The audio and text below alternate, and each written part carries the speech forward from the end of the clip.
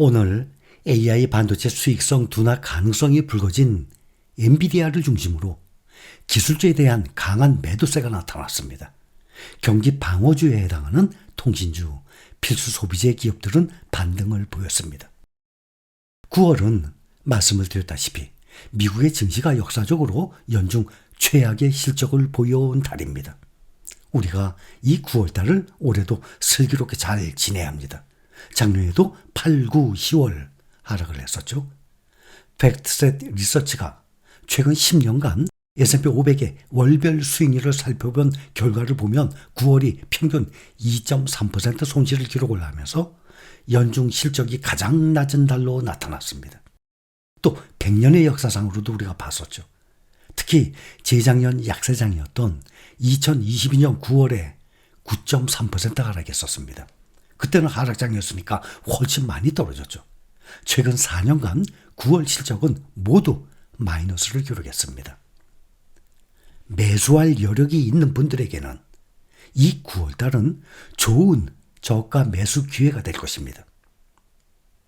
오늘 시장에 약세를 부추긴 건 이날 시장의 이 개장에 앞서서 발표된 제조업 생산 지표가 약세를 보이면서입니다.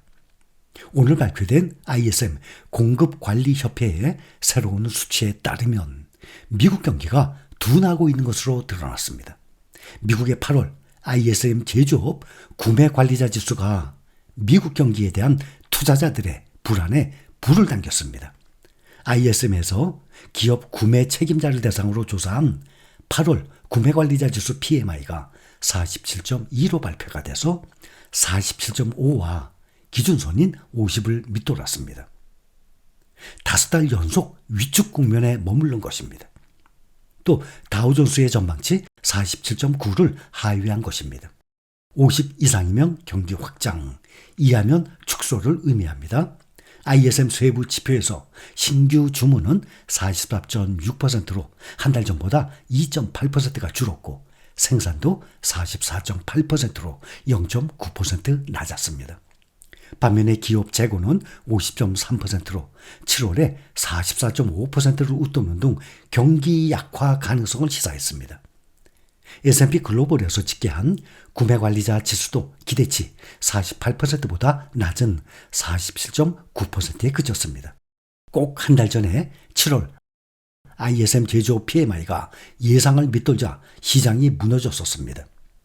같은 상황이 연출된 것입니다. 시장에서는 경기 지표 등에 대해서 시장의 변동성이 그만큼 높아졌다고 분석을 하고 있습니다. 미국의 경기 우려가 한 달 만에 다시 불거진 것입니다. 이래서 미국 증시가 오늘 일제히 폭락한 것입니다. 또 미국 증시가 9월 성과가 연중에 가장 나빴다는 점들도 많은 투자자들이 이미 알고 있기 때문에 투자 심리를 그만큼 위축시킨 것입니다. 그래서 어제 하루 노동절 쉬고 오늘 9월의 첫날 장이 열리면서부터 지속적으로 마감할 때까지 계속 하락을 한 것입니다. 시장 참여자들의 경기 침체 우려가 다시 고개를 들면서 투자 심리가 급격히 위축된 것으로 풀이가 됩니다. 그동안 시장의 주도주 역할을 해온 인공지능 테마의 낙폭이 특히 두드러졌습니다. 엔비디아 대장주죠. 엔비디아에 의해서 시장이 좌우되는 상황이에요. 지금 9.53% 폭락을 했습니다. 108달러를 기록했습니다. 지난 4월 이후 최악의 하루로 9월을 맞이했습니다.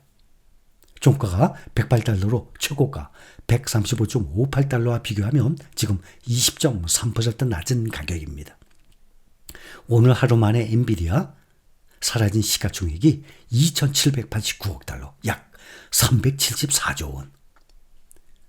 하루 만에 시가총액이 2,789억 달러 증발해서 미국 기업 역사상 가장 큰 일일 시총 손실을 기록했습니다.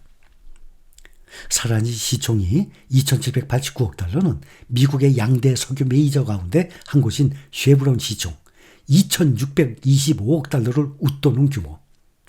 미국의 양대 석유 메이저 이 가운데 하나 쉐브론의 회사 하나가 날아간 거예요. 전 세계 시가총액 순위 33위인 넷플릭스 시가총액 2,898억 달러와 거의 비슷한 규모입니다. 넷플릭스 전 세계 시가총액 33등 하는 넷플릭스 하나가 날아갔어요. 하루 만에. 오늘 사라진 시청 순위로만 보면 오늘 하루 사라진 엔비디아 시청이 넷플릭스에 이어서 세계 34위 수준이에요. 시총 34위는 네슬레입니다. 시가총액이 2,765억 달러로 사라진 엔비디아 시총 2,789억 달러를 밑돕니다. 또 엔비디아는 지금 장 마감 후 시간의 거래에서도 2% 정도 약세를 이어가고 있습니다. 반독과점 이슈로 엔비디아가 미국 법무부의 소환장을 받았다는 소식이 전해진 데 따른 것입니다. 반독점법 담당자들은 엔비디아가 기업들이 다른 AI 칩 공급업체로 바꾸는 것을 어렵게 만들고 자사의 AI 칩을 독점적으로 사용하지 않는 기업에는 불이익을 주고 있다는 점에 우려하고 있다고 전하고 있습니다. 앞서서 지난 2일 그때도 말씀을 드렸었는데 미국의 기술 분야 전문 매체 디인포메이션은 법무부가 AI 칩을 판매하는 과정에서 부당한 압력을 행사를 했다는 경쟁 업체들의 신고를 접수하고 사실을 확인 중이라고 보도한 바가 있습니다. 현재 엔비디아는 전 세계 AI 칩 시장에서 점유율 80% 이상을 차지하고 있습니다. AMD 등의 경쟁 업체들은 엔비디아가 우월적 위치를 이용해서 다른 업체들의 칩을 구매하는 기업에 보복하겠다는 취지로 위협했다라고 주장하는 것으로 알려져 있습니다. 엔비디아가 1999년 1월 미국 증시에 상장한 이후 총 25차례 9월을 보냈습니다. 1999년 1월부터 9월 25번 25년을 보냈습니다. 근데 이 가운데 14번은 상승했고 11번은 하락을 했다고 데이터에 나와 있습니다.